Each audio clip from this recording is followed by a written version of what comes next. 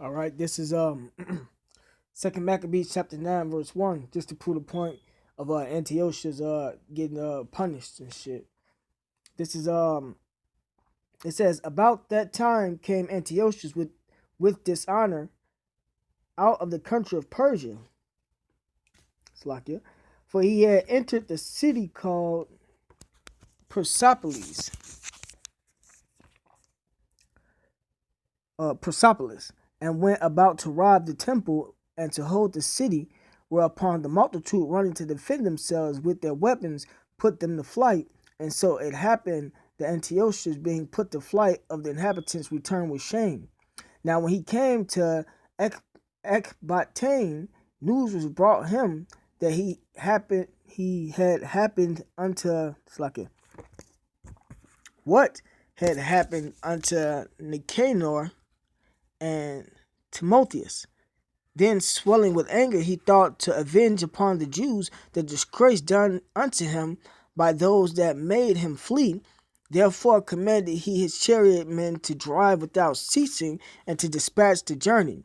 The judgment of the Most High now following him, for he had spoken proudly in this sort, that he would come to Jerusalem and make it a common burying place of the Jews. But the Lord Almighty, the power of Israel, smote him with an incurable and invisible plague. For as soon as he had spoken these words, a pain of the bowels that was remediless came upon him, and sore torments of the inner parts, and that most justly, for he had tormented other men's bowels with many and strange torments. Howbeit, he nothing at all ceased from his bragging, but still was filled with pride, breathing out fire in his rage against the Jews, and commanding to haste the journey. But it came to pass that he fell down from his chariot, carried violently, so that having a sore fall, all the members of his body were much pained. And thus he that a little forethought he might command the waves of the sea, so proud was he beyond the condition of man, and weighed the high mountains in a balance, and now cast on the ground and carried in horse litter, shewing forth unto all the manifest power of the Most High, so that the worms rose up out of the body of this wicked man. And whilst he lived in sorrow and pain, his flesh fell away, and the filthiness of his smell was noisome to all his army. And the man that thought a little afore he could reach to the stars of heaven, no man could endure to carry for his intolerable stink. Here, therefore, being plagued, he began to leave off his great pride, and to come to the knowledge of himself by the scourge of the Most High, his pains increasing every moment. And when he himself could not abide his own smell, he said these words: It is meet to be subject unto the Most High, and that a man that is mortal should not proudly think of himself as if he were God. This wicked person vowed also unto the Lord, who now no more would have mercy upon him, saying thus, that the holy city to the which he was going in haste, to lay it even with the ground, and to make it a common burying place, he would set at liberty. And as touching the Jews whom he had judged not worthy so much as to be buried, but to be cast out with their children, to be devoured of the fowls and wild beasts, he would make them all equals to the citizens of Athens. And the holy temple, which before he had spoiled, he would garnish with goodly gifts, and restore all the holy vessels with many more, and out of his own revenue defray the charges belonging to the sacrifices. Yea, and that also he would become a Jew himself, and go through all the world that was inhabited, and declare the power of the Most High. Right, so the Lord fucked Antiochus up, man. And that's what's gonna happen to these Edomite cracker devils and Donald Trump, man.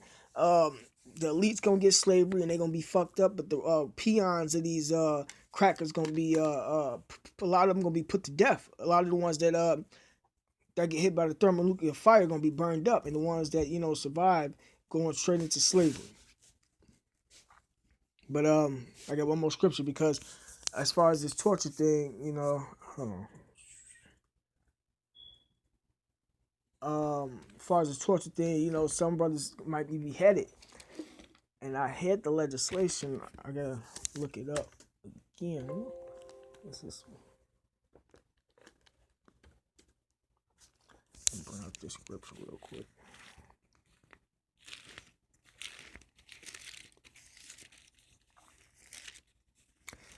This is Revelation chapter 6, verse 9. And when he had opened the fifth seal, I saw under the altar the souls of them that were slain for the word of the Most High and for the testimony which they held.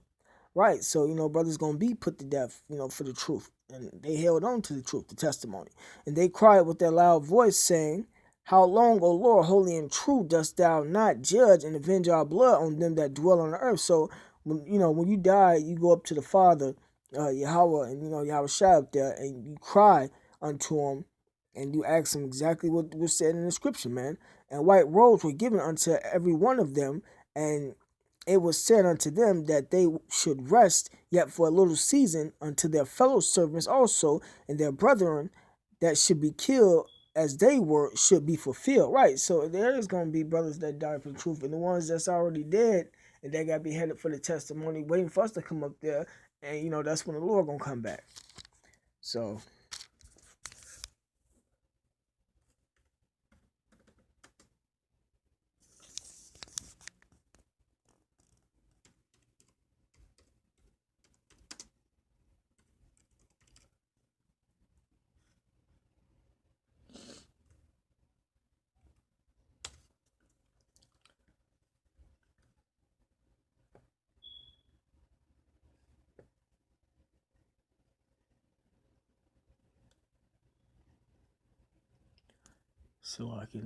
this isn't the executive order, but when I run into it, I'm gonna just put it up. But that's it for the lesson. All praise to Yahweh Shema Shai. Double honors to the elders and the apostles that rule well. And salutations to the brothers that's doing the truth sincerity. Shalom.